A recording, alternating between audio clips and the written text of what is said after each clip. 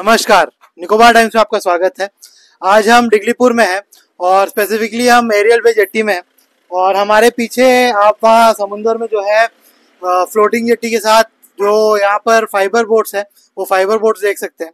ये सारे fibre boats जो है ये रॉस एंड स्मिथ आइलैंड में टूरिस्ट जाने के लिए यहाँ पर ऑपरेट करते हैं और हमारे साथ यहाँ पर कुछ फाइबर बोट के ओनर्स और ऑपरेटर्स यहाँ पर जो है मौजूद हैं और इनसे बात करेंगे क्योंकि NH4 का हालत बहुत खस्ता है।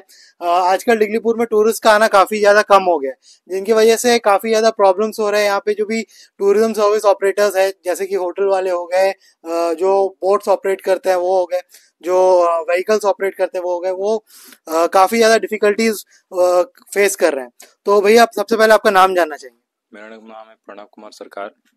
तो सर, आप फाइबर बोट ओनर है? नहीं, हम लोग जस्ट चलाते हैं, ऑपरेटर्स। तो आप ऑपरेटर है फाइबर बोट के। तो सर, आपसे जानना चाहेंगे कि कोविड से पहले जब यहाँ पे टूरिज्म मतलब पीक में था, तब कैसा आपका फाइबर बोट चलता था और आज क्या डिफरेंस आया है उसमें? देखिए, कोविड से पहले यहाँ में बहुत बोट जाते थे, बहुत टूरिस्ट आते थे। कोविड के बाद से यहाँ में 4-5 या 10 बोट ही जाते हैं सीजन में।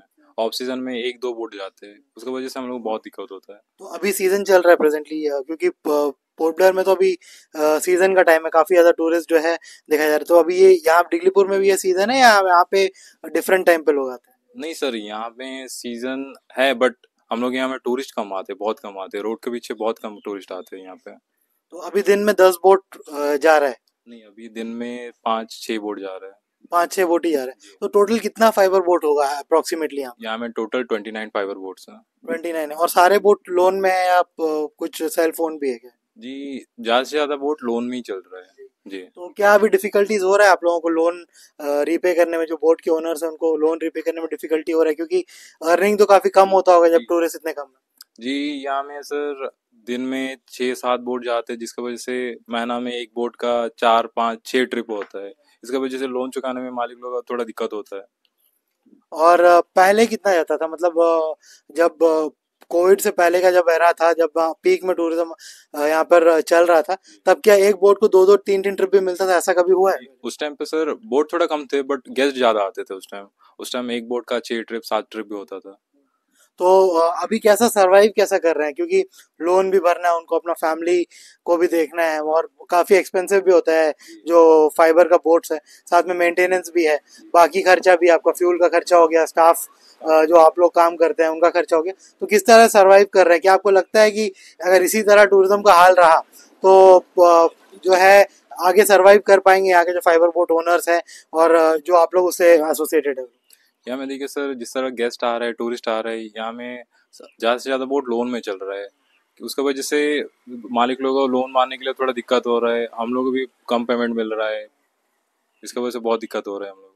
तो अभी पूरा आप इसका ब्लेम किस पे डालते हैं? सिर्फ रोड की वजह से ये पूरा ये सिनेरियो अभी हुआ है या कोई और भी रीजन इसके पीछे? देखिए, रोड की वजह से ही बहुत टूरिस्ट कम आते हैं। टूरिस्ट लोग जो भी आते हैं उन लोगों को यही बोलना रहता है कि जो रोड है, रोड का हालत है, उसका वजह से ज़्यादा गेस्ट रंगत से रिटर्न चले जाते हैं, यहाँ नहीं आते हैं।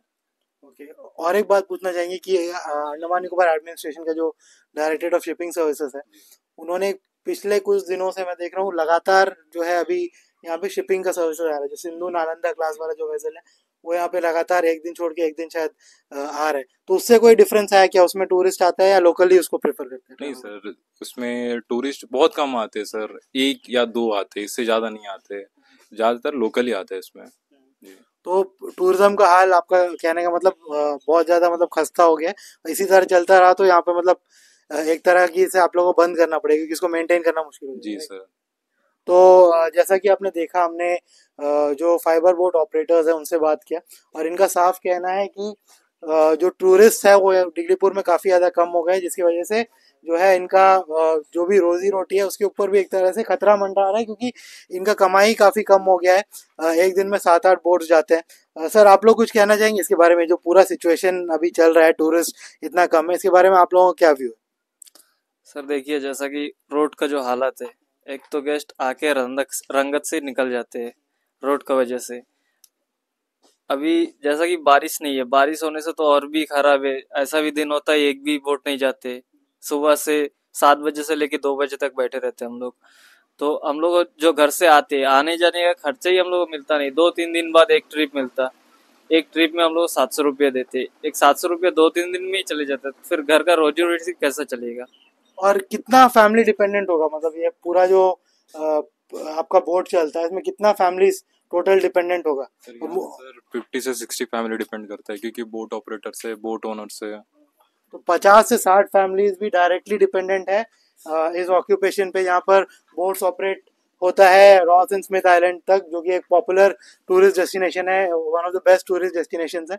और आज क्योंकि टूरिस्ट इतने कम है, इनको काफ़ी ज़्यादा प्रॉब्लम्स फेस करना पड़ रहा है। और ये पूरा सिचुएशन जो है इसमें 90 है वो नेशनल हाईवे का है। तो नेशनल हाईवे से सिर्फ नेशनल हाईवे खस्ता होने से सिर्फ जो लोकल रेसिडेंट्स है उनको सिर्फ नुकसान नहीं होता, बल्कि जो टूरिज्म इंडस्ट्री से रिलेटेड जो लोग हैं जो इस ऑक्यूपेशन में है उनको भी जो है काफ़ी ज़्यादा नुकसान हो रहा है। और ये कितना साल से अभी चल रहा है? कोविड का बाद से लगातार ही चल रहा है। कोविड के बाद से लगातार गेस्ट काम में, टूरिस्ट काम में। तो 2019 आप सोचिए, 2019 के एंड 2020 का स्टार्टिंग से ही जो है ये हाल है। और इतना कम गेस्ट आ रहा है कि इनका सर्वाइवल भी आज की डेट में जो है मुश्किल हो गया।